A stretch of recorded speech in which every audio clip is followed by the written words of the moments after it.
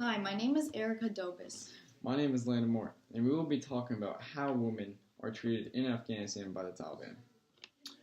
First off, let's go back when the Taliban wasn't in control of Afghanistan and how women were treated back then. During Abdurrahman Khan's rule of Afghanistan, he instituted many reforms that included required marriage registration, woman not having to marry her husband's next closest male relative if her husband passed away, and also a woman's ability to choose if she wanted to stay with her husband if she was married before she went through puberty. During this time, women started getting more rights, and in 1919, under the rule of King Amalu, wanted to give women more freedom. If women wanted to go to the park, they would not have to have their faces covered. He also established girls' schools, the first ever in the nation. In 1920, he ended slavery, which freed many women from concubinage. If you were asking yourself what in the world is concubinage, in the context of Islamic law, it is used to refer to a slave woman who is a man's legal sexual partner as a result of his ownership of her.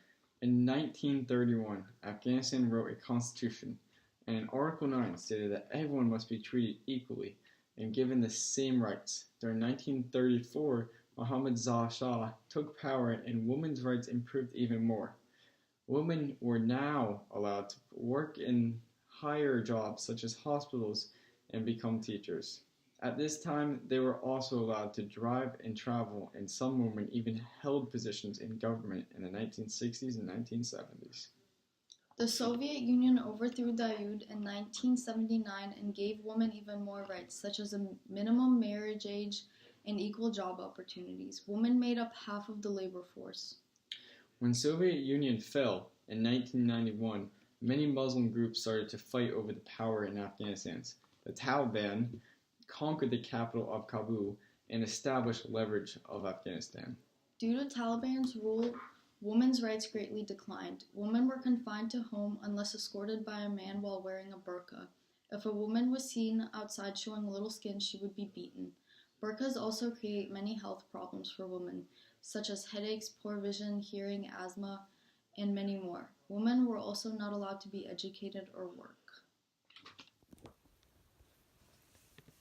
It was about just the way she was killed for not doing anything wrong.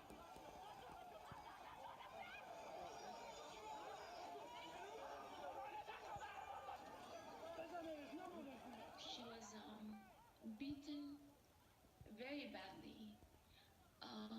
She was humiliated. Um, they ran a car over her. Um,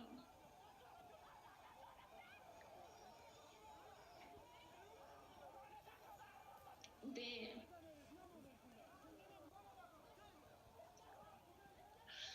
they then threw her body um, on the river, a dry river, Kabul River, and then they burned her.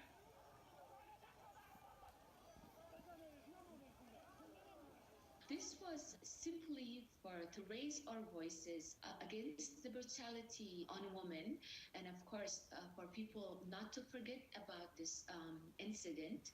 I get mixed reaction in social media. Basically, they were saying that my clothes were provocative and I didn't wear a headscarf. I don't understand how can nobody would accuse the men? How come nobody would blame the men who did that to her? And me being the actor and doing it as real as possible, and they would raise their finger on me. So it's quite difficult to understand their minds. In this short video clip, as you can see, women's rights and say in society have been diminished as a girl gets wrongfully accused and gets beaten to death. Women have no rights or say during the Taliban rule and are treated as animals without dignity. It doesn't just end there. Windows needed to be painting to prevent others from seeing women. Women were not allowed to laugh, speak, or make any noise in public. Women were raped, abducted, and forced into marriages. Families even tried to send their daughters to Pakistan to try to protect them. All women had to quit their jobs and be bound to their houses. As many as 50,000 women lost their husbands in the Afghanistan civil war. resulting in the Taliban taking over, and the women had no income. They resorted to selling all they had and begging in the streets so they could feed their families. One of the Taliban's main focus was to deprive women of their understanding of modern society so that the next generation would be in a hole also. When the Taliban was in control, women's health greatly declined. Women dying in childbirth was the second highest in the world. Life expectancy for women was 46 years. Only 12% of women had access to basic health services. The Taliban ruled Afghanistan from 1996 to 2001. In 2001, the US finally invaded Afghanistan and women's rights got slightly better. They got rid of the Taliban rule. The government still has a long way before women are treated as equals in society. The current president, Hamid Karzai, just signed a law that allows a woman to be raped by her husband. Article 132 says women are required to obey their husband's sexual demands and stipulates that a man can expect to have sex with his wife at least once every 4 nights while traveling. This means that a man can force a woman into participating in intercourse even if she doesn't want to. 9 out of 10 women in Afghanistan are still abused by their husbands. Healthcare is still horrible for women, and many die during childbirth. Many schools for girls are being destroyed, and girls are even prevented from going to school. Although all of these things are still happening, there has been some rights women have earned since the end of Taliban. Rules such as women no longer have to wear burqas, although it is still frowned upon and seen as disrespecting your family. Women can also work in higher job positions and hold positions in office. Women now constitute 26% of civil servants, 24% of employees in the government-run media, and 21% in private media companies. Of 17 Afghan ambassadors in other countries, 2 are women. It took very long for any country to invade Afghanistan and stop Taliban rule.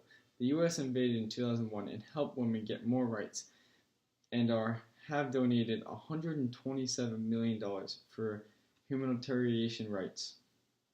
It took years to stop Taliban rule, and it is still prevalent in Afghanistan today. We believe that building a foundation to liberate women in Afghanistan from dangerous situations and sending military to help aid and protect the women and children in Afghanistan will help greatly. And donating money from our government and building schools for girls and building more hospitals that would be available for women. People need to be more informed of how women are treated in Afghanistan, and we should speak out about it because no one should be treated that way. Sending missionaries to help women in Afghanistan would help so many women. Everyone should care about how women are treated in Afghanistan because women are being beaten to death and have almost no rights. We can't just sit around and watch this happen day in and day out. We should all care as humans about what is happening to all humans in Afghanistan.